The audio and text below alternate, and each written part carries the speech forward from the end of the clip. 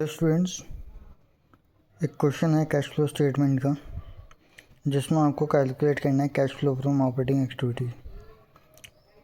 ठीक है, इस क्वेश्चन को अगर आप सीख लेते हैं तो मतलब आपके 20 मार्क्स सिक्योर हो जाते हैं आपके पेपरों में। ये बीकॉम अभी थर्ड ईयर का क्वेश्चन है, क्योंकि एक्चुअली क्या है, मैं बीकॉम थर्ड ईयर में ही हूँ, इसलिए तो ये वाला क्वेश्चन आपके लिए बहुत महत्वपूर्ण है। इसी टाइप से अगर और भी क्वेश्चंस होंगे तो आप उन्हें आसानी से सॉल्व कर सकते हैं। तो इस क्वेश्चन में हमें कुछ इंफॉर्मेशंस दी हुई है, जैसे कि नेट सेल्स 25,000 है, अदर इनकम्स में profit on sale of land 5,000 है, तो टोटल रेवेन्यू 30,000 हो गया। उसमें से एक्सपेंसेस लेस कर देंगे। कॉस्ट ऑफ मटेरियल कंज्यूम्ड 12,000 है। एम्प्लॉय बेनिफिट एक्सपेंसेस में सैलरी आपकी 3,000 है। डेप्रिसिएशन एंड एमोर्टाइजेशन, डेप्रिसिएशन 1,000 है। गुडविल रिटर्न ऑफ 500 है, और अदर एक्सपेंसेस रेंट 1,500 रुपये हैं, तो टोटल एक्सपेंसेस 18,000 हो गए। फिर आपको दिया हुआ है net profit before tax and appropriation 12,000, और उसमें से प्रोविजन फॉर टैक्स आपने लेस किया तो 2,000 है ना, और 12,000 2,000 लेस करेंगे 10,000। प्रपोज डिविडेंड पिछले साल का लेस करेंगे 4,000, तो नेट प्रॉफिट आफ्टर टैक्स आपका आ जाएगा 6,000 रुपये। उसके बाद अदर इन्फॉर्मेशन आपको दी हुई है कि हमारी करंट एसेट्स घट गई है 2,000 रुपये से, और करंट लायबिलिटी बढ़ गई है 3,000 रुपये से, और इस साल जो कंपनी है उसने टैक्स पे किया है 1,500 रुपये का।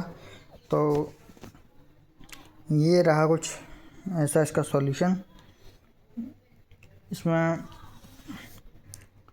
नेट प्रॉफिट बिफोर टैक्स 12,000 जो कि अपन को दिया हुआ है, net profit before tax and appropriation में देखना 12,000, तो इसमें अपन ने 12,000 लिख दिया।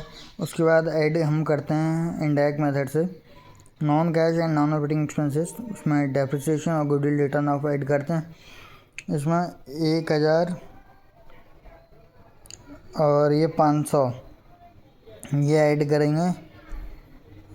अभी हम अदर एक्सपेंसेस ऐड नहीं करेंगे इसमें, क्योंकि पहले से ही इंक्लूडेड है इसमें।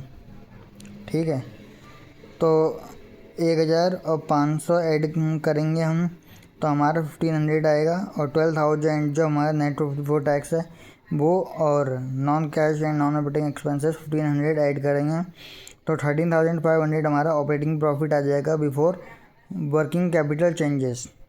उसमें हम लेस करेंगे profit on sale of land, और डिक्रीज इन करंट एसेट्स 2,000 रुपये जोड़ दिया, और इंक्रीज इन करंट लायबिलिटी 3,000 रुपये जोड़ दी। अब करंट एसेट्स हमने घटाए थे, तो हमने घटाया क्यों नहीं, क्योंकि करंट एसेट्स जब हम बेच रहे हैं तो हमारे पास कैश आएगा, तो कैश आएगा तो कैश इनफ्लो होएगा 2,000 रुपये से, और करंट लायबिलिटी अगर हमारी बढ़ रही है तो उसे हम इंक्रीज़ कर देंगे, और वहीं करंट लायबिलिटी हमारी घटती है तो उसे हम घटा देंगे। वैसे अगर इंक्रीज इन करंट एसेट्स होता तो उससे हम लेस कर देते, लेकिन इसमें हमें डिक्रीज इन करंट एसेट्स बोला है और इंक्रीज इन करंट लायबिलिटी बोला है, तो इन दोनों को ऐड करेंगे तो 5,000 आएगा, और profit on sale of land 5,000 था, तो उन दोनों को लेस किया तो नील आ जाएगा।